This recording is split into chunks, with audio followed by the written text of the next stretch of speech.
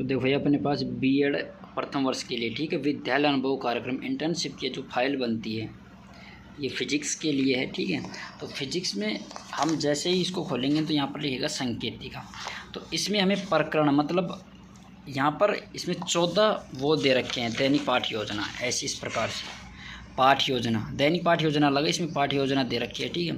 तो सघन 1 है, इस प्रकार से 14 दे रखी है, ठीक है। तो हमने देखो 14 के नाम लिखे।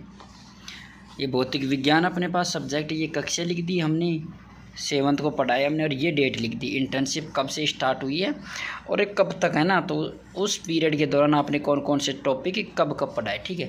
तो पहला गति का नियम पढ़ा है, पृष्ठ संख्या 1 से 3 तक है, प्रकाश का परावर्तन 4 से 6 तक है, चाल की अवधारणा 7 से 9 है, मानव नेत्र 10 से 12 है, दाब है, प्रेशर है 13 से 15, गुरुत्वाकर्षण 16 से 18, बल है 19 से 21 पृष्ठ पर। इसी प्रकार हमने चुंबक टॉपिक लिया, गति के प्रकार लेंस लिया, और ये ध्वनि के गुण लिए, उष्मा, विद्युत, युक्तियाँ और दोलन गति। इस प्रकार हमने कितने टॉपिक लिए, 14 टॉपिक लिए, ठीक है। तो ये 14 टॉपिक लिए। अब बात कर लेते हैं हम एक की। देखो ये दैनिक पाठ योजना है, इसमें विद्यालय का नाम जो आपको इंटर्नशिप में मिली है, जो विद्यालय, ये कक्षा, ये विषय आपका, और ये हमने पहला प्रकरण मतलब पहला टॉपिक है न्यूटन की गति के नियम। ये दिनांक लिख देना है, कालांत सेकंड है, समयावधि 30 मिनट, लगभग एक पीरियड 30 या 40 मिनट का ही होता है, ठीक है, 30 मिनट। शिक्षण उद्देश्य में देखो ये है ज्ञानात्मक। अगर दैनिक पाठ योजना की होगी ना तो वहाँ पर लिखा हुआ 6 पॉइंट लिखे थे हमने, ज्ञानात्मक, अवबोध, ज्ञान उपयोग, कौशल, अभिरुचि, अभिवृद्धि। तो उससे 2 टॉपिक 2 पॉइंट उठा लेना, ज्ञानात्मक है ना, तो ये ज्ञान है, एक है तो ज्ञानात्मक ही है ये, और उसके 2 विद्यार्थी न्यूटन की गति के नियमों का प्रत्यास्मरण कर सकेंगे, विद्यार्थी न्यूटन की गति के नियमों का प्रत्याभिमान कर सकेंगे, ये ऐसे कैसे लिख देना, ठीक है। और ये वो दैनिक पाठ योजना के 14 टॉपिक उठाने हैं, बस उसका छोटा रूप दे दिया। पूर्व ज्ञान में क्या लिखेंगे, विद्यार्थी न्यूटन की गति के नियम में सामान्य ज्ञान रखते हैं। अब यहाँ पर आ गया मान लो चाल की अवधारणा, दूसरा टॉपिक अपने पास, तो यहाँ पर क्या लिखेंगे, चाल की अवधारणा, चाल की अवधारणा, चाल की अवधारणा, बाकी ऐसे कैसे छापना है। फिर आता है प्रस्तावना, उसमें भी यही था, ये प्रश्न है, ये गति, ठीक है, ये मतलब संभावित उत्तर हैं, तो इसमें 2 लिखने, उसमें 4-5 लिखे थे दैनिक पाठ योजना में, आप देख लेना वहाँ पर प्रस्तावना है, उसमें 4 पॉइंट लिखे थे, इसमें 2 लिखने। फिर उद्देश्य कथन, विद्यार्थी आज हम न्यूटन की गति के नियमों का अध्ययन करेंगे। अगर और कोई टॉपिक है तो न्यूटन की गति को हटा देंगे और वही उद्देश्य छाप देंगे। अब आता है छात्र अध्यापक क्रियाएँ, तो इसमें न्यूटन की गति का प्रथम नियम है, ये ऐसे कैसे छाप लेना है, ठीक है। उसके बाद ये वही न्यूटन गति का प्रथम नियम है। ये पाठ सारा श्याम पट देखो मैंने पहले डायरेक्ट कर दिया था, फिर सर ने बताया कि नहीं आपको ब्लैक पेपर चाहिए, तो फिर ब्लैक पेपर पे लिखा कि बल लगाने से वस्तु की स्थिति में परिवर्तन होता है, ठीक है। फिर ये बोध प्रश्न है, यदि कोई वस्तु गतिशील अवस्था में है तो वह कब तक गतिशील अवस्था में रहेगी, ठीक है, तो जब तक उस पर कोई बाह्य बल कार्य ना करे। इसी प्रकार न्यूटन की गति का द्वितीय नियम है, और ये ब्लैक पेपर में लिख दिया, ठीक है, ब्लैक पे पॉज करके देख लेना। फिर आता है न्यूटन की गति का तृतीय नियम, छात्र अध्यापक कथन में, अगर आप लड़की हैं तो छात्र अध्यापिका लिखेंगे, ठीक है।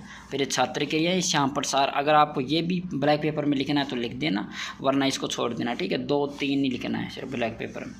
फिर ये मूल्यांकन है, मूल्यांकन की गति का प्रथम नियम है ना, जैसे मूल्यांकन में न्यूटन की गति का द्वितीय नियम, संवेग परिवर्तन के दर पर आरोपित बल किसके समानुपाती होता है, गृह कार्य।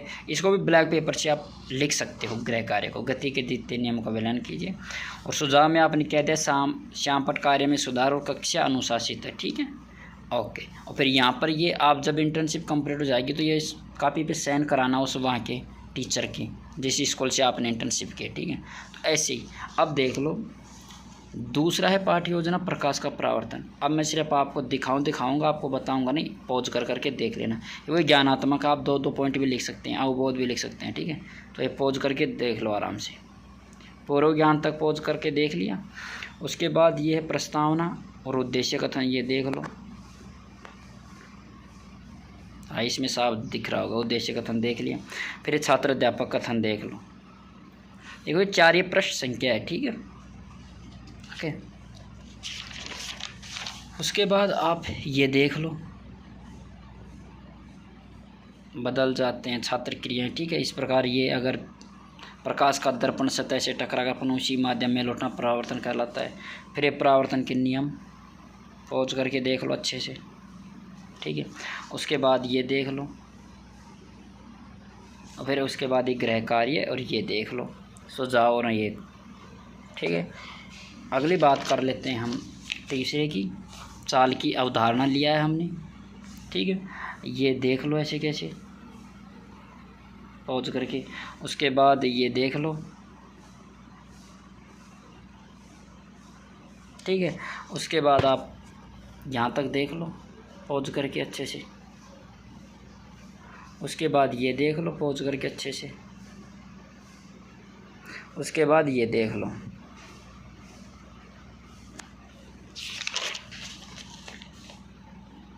ये तीसरा पॉइंट है दूरी समय ग्राफ का, ओके। उसके बाद ये गृह कार्य और ये सब देख लो, ठीक है। अब दैनिक पाठ योजना का अपना ये है, पूर्व ज्ञान तक छाप लो। देखो इसमें ज्ञानात्मक का वो 2 पॉइंट लिया है मैंने, ठीक है। उसके बाद ये देख लो, उसके बाद ये देख लो, उसके बाद ये नेत्र की संरचना पर, ये नेत्र की देखभाल पॉज करके, फिर ब्रेल पद्धति देख लेना और फिर ये मूल्यांकन देख लेना, ठीक है। हाँ,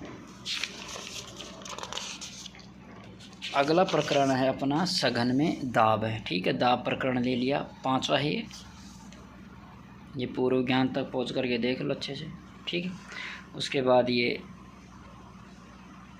प्रस्तावना और ये छात्र अध्यापक का कथन देख लो, ठीक है।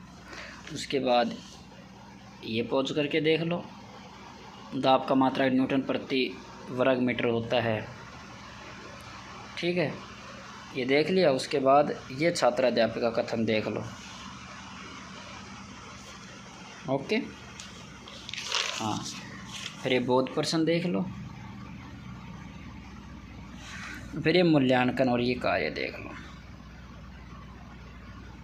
ठीक है। अब आता है सघन 6 में, पूर्व ज्ञान तक पहुँच करके देख लो अच्छे से। उसके बाद ये प्रस्तावना और ये प्रस्तुतिकरण ये देख लो, ठीक है। उसके बाद ये ऊपर का देख लो पॉज करके अच्छे से, और फिर ये गुरुत्वाकर्षण की ये देख लो। इसमें ये हमने क्या है, गुरुत्वाकर्षण नियतांक जी से प्रदर्शित करते हैं। ये जी होता है गुरुत्वीय नियतांक को भी अभिव्यक्त करता है, गुरुत्वीय त्वरण को, ठीक है, ओके। उसके बाद ये देख लो, उसके बाद ये देख लो, ठीक है। अगला है 7वां, ठीक है। उसके बाद ये देख लो प्रस्तावना से ये, उसके बाद ये देख लो छात्र अध्यापक कथन। इसमें बल को ऐप से दर्शाते हैं और इसमें लिखा है किसी वस्तु पर धक्का या खिंचाव देने की स्थिति में परिवर्तन होता है, ठीक है, वस्तु की स्थिति में परिवर्तन आता है। फिर ये बल का मात्रक छाप लो, फिर ये बोध प्रश्न है, ये बोतल है, इसको साइड में रख देता हूँ, अब दिख जाएगा अच्छे से। बल का मात्रक न्यूटन होता है, और फिर ये मूल्यांकन और ये सुझाव कक्षा गया, ठीक है।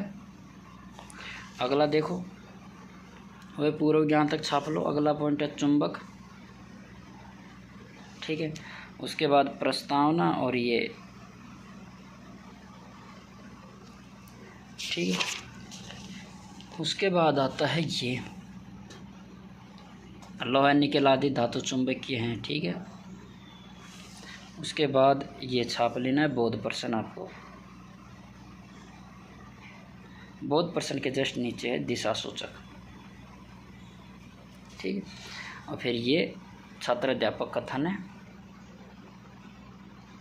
उसके बाद ये गृह कार्य और ये है चुंबकीय चुंबकीय पदार्थों में अंतर लिखिए।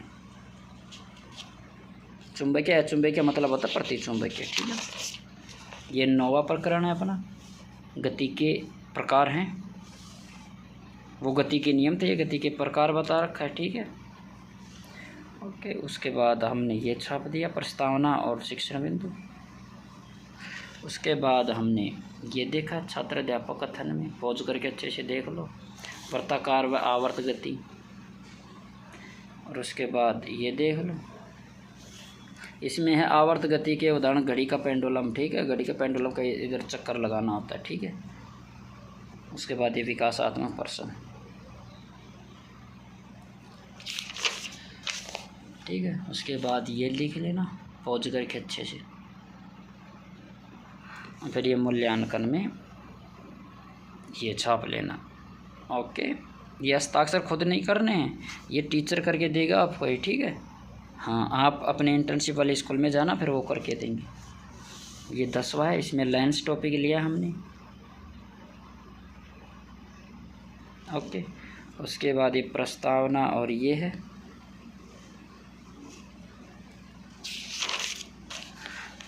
उसके बाद ये छात्र अध्यापक कथन है, ठीक है। ये बोध प्रश्न है और विकासात्मक प्रश्न है,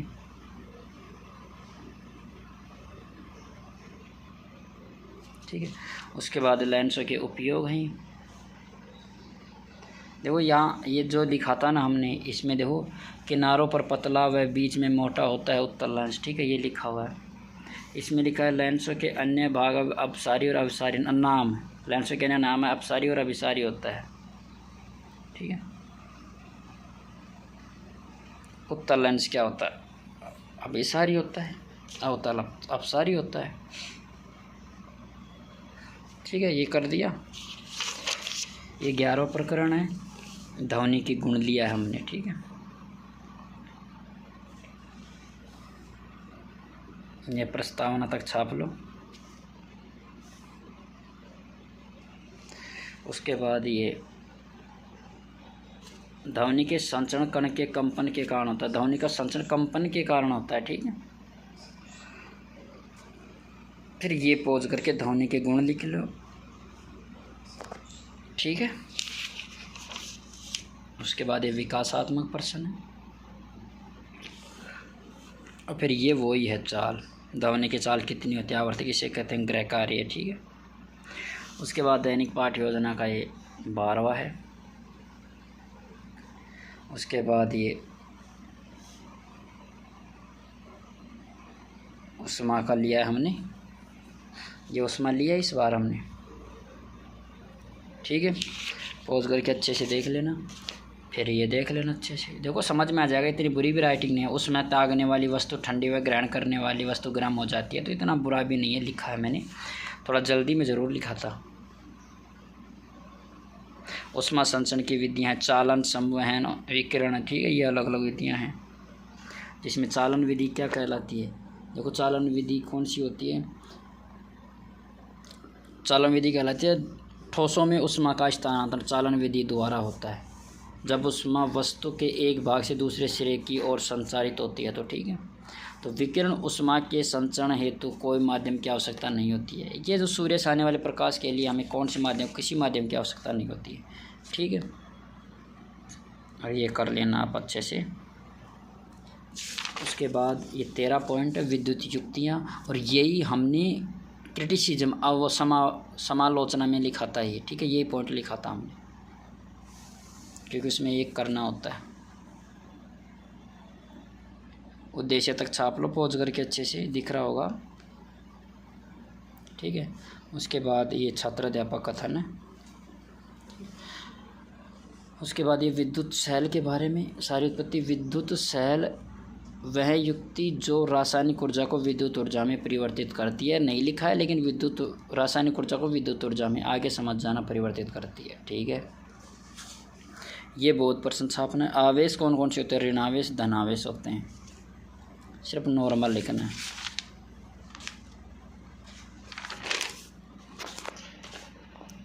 ये विद्युत बल्ब है, फिलामेंट के कारण विद्युत बल्ब जलता है, ये देखो श्याम प्रसार में लिखा हुआ है, ठीक है। ये पॉज करके अच्छे से देख लेना।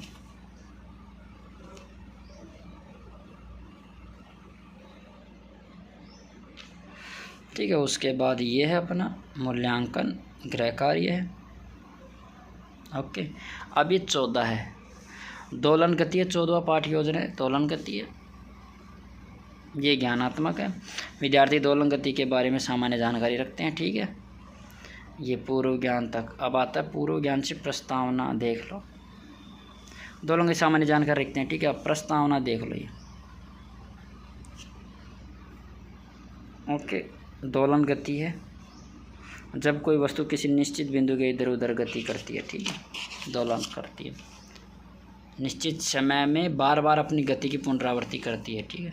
फिर ये विकासात्मक प्रश्न आ गया, 2 पॉइंट लिखने विकासात्मक के। उसके बाद ये लिखना है आवर्त गति के बारे में, ठीक है। ये आवर्त गति के बारे में, इसमें क्या लिख रखा है, निश्चित बिंदु के इर्द गिर्द गति करना आवर्त गति होता है, ठीक है। श्यामपट सार है, शार नहीं सार, हाँ श्यामपट सार है। दोलन गति को उदाहरण सहित समझाइए, ठीक है। तो ये अपने पास है वो विद्यालय अवलोकन रिपोर्ट, इनके बारे में मैंने एक एक पॉइंट लिख रखे हैं, एक एक अलग अलग वीडियो बना रखे हैं मैंने। विद्यालय प्रतिवेदन को लेकर अलग वीडियो बना रखा है पूरा। तो हर पॉइंट का प्लेलिस्ट के अंदर आप देखना, प्लेलिस्ट के अंदर जाना, वहाँ पर पूरी की पूरी प्लेलिस्ट बनी हुई है और उस पर लिखा हुआ है। आज हमने बात की थी अपनी ये 14 पाठ योजनाएं थे इनके बारे में।